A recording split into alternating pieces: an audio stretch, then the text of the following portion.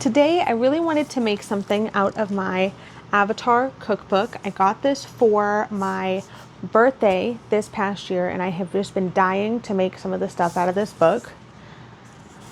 Today we landed on the blueberry cookies from the Water Tribe. These turned out to be so interesting and ridiculously easy to make. I think this is something that anybody could make. They are some of the easiest cookies I've ever made, and there's no eggs in them. There is, I don't know if there's any dairy in this at all, actually. There's not. This is a completely dairy-free recipe. And they really came together quickly. I used a stand mixer, but you could totally do this just in a bowl with a fork and a whisk, I think. But they're super interesting. They are so vibrant in color. I may have to include something like this in my Christmas cookies this year because this is just the most interesting cookie I've ever made. I definitely plan on making more out of this cookbook. So if you want to see more stuff from this cookbook, or if you want to see any more fun, easy meal ideas that I do, go ahead and like and subscribe and comment if you want to see anything else from this cookbook. So the first thing we're going to do is we're just going to add in some lard and some sugar into the stand mixer. And it says about half a cup of lard, which is about 80 grams, or you can use unrefined coconut oil. So I've just got my stand mixer bowl on a scale. That is a little bit too much. All right, that's close enough. I've got my 80 grams of lard. I'm gonna zero that, and then we're gonna add in some sugar. And it's about half a cup of lard, and then also about half a cup of white sugar, or about 90 grams. And then we are just going to cream those together, the lard and the sugar, with the paddle attachment on the stand mixer, just for a couple of minutes. All right, and I've got my paddle attachment here. The lard was supposed to be room temperature. Mine is a little bit colder than that, but it's not quite fridge temperature, so I think it'll be okay.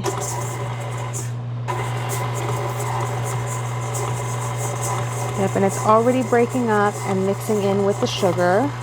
I'm gonna let this run on low for just a couple of minutes and we'll come back and check on it.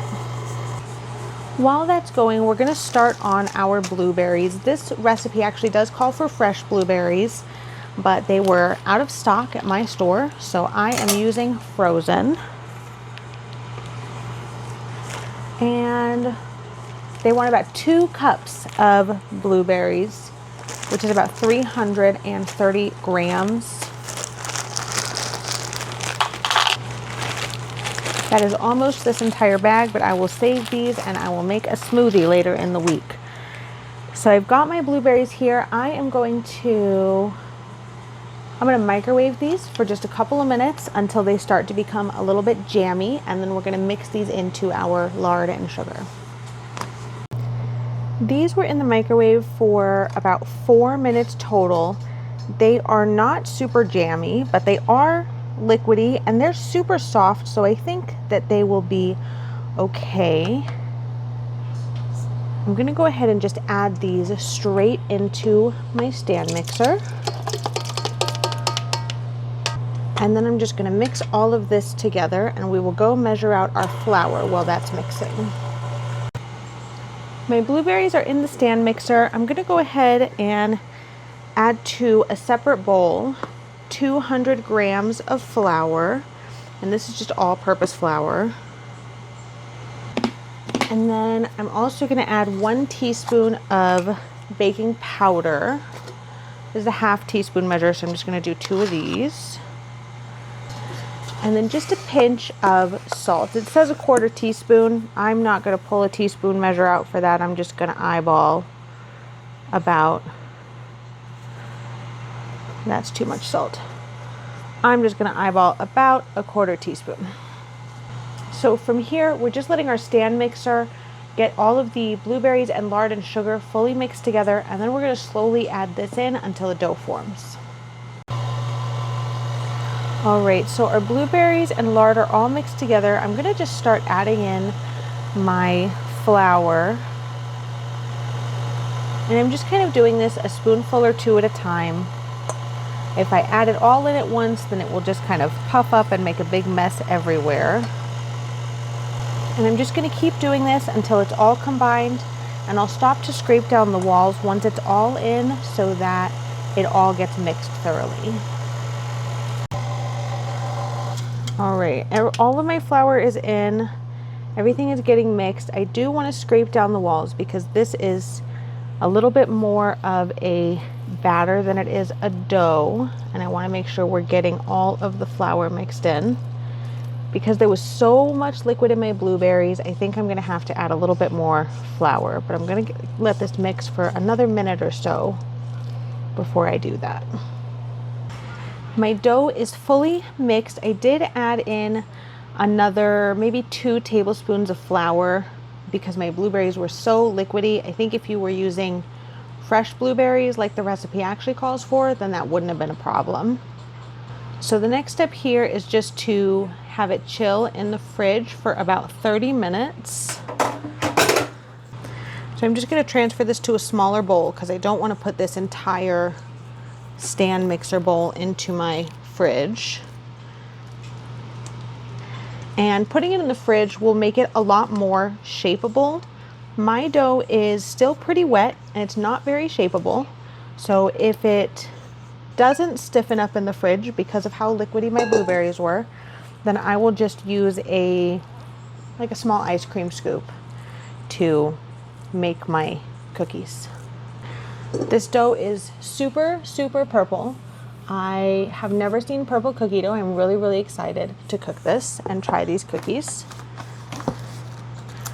I am just going to cover mine with plastic wrap. And anytime I'm going to let something rest in the fridge, unless the air is specifically needed, I like to flatten the plastic wrap on top of whatever it is that's resting. So I'm just squishing the plastic wrap all the way down until there's no air spaced in between the plastic and the cookie dough. And I'm just going to stick this in my fridge for 30 minutes to an hour, and we'll be back to bake these. All right, this was in my fridge for a while, a little over an hour. We ate dinner and time just kind of got away from me. So I'm going to see if I think I can shape it with my hands. No, I really don't think I'm going to be able to do that. I'm just going to put a tiny little bit of oil in here. That was too much.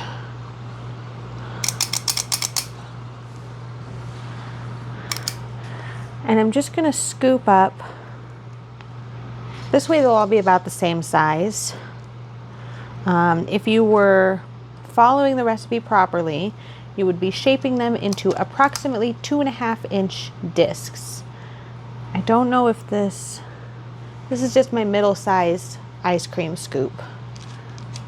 I'm going to flatten it a little bit. This is probably a little big, but I think it's okay.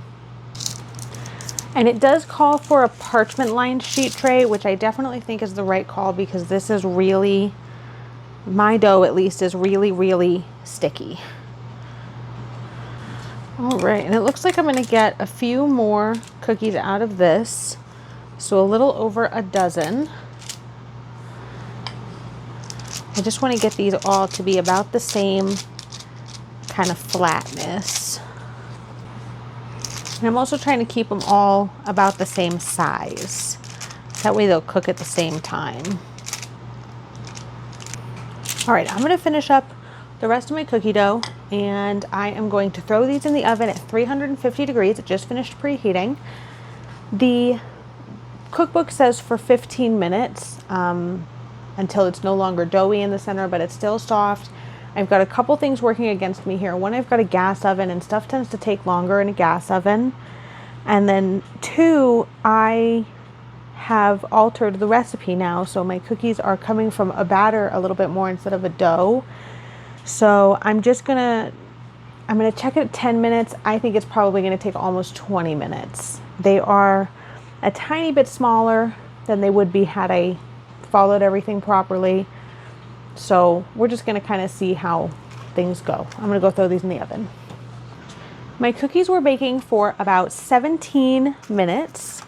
They are definitely cooked all the way through. I'm using the toothpick method just to make sure that no batter comes out. If you're really not sure, then you can always just break one in half and see. I do want to move these over to a wire rack, but they're super hot. Let me see about scooching some things over so we can do that. I'm just going to slide this underneath this parchment. And then I'm just going to take the cookies off and put them back on the rack underneath. These are super cakey, which is what the book says they should be.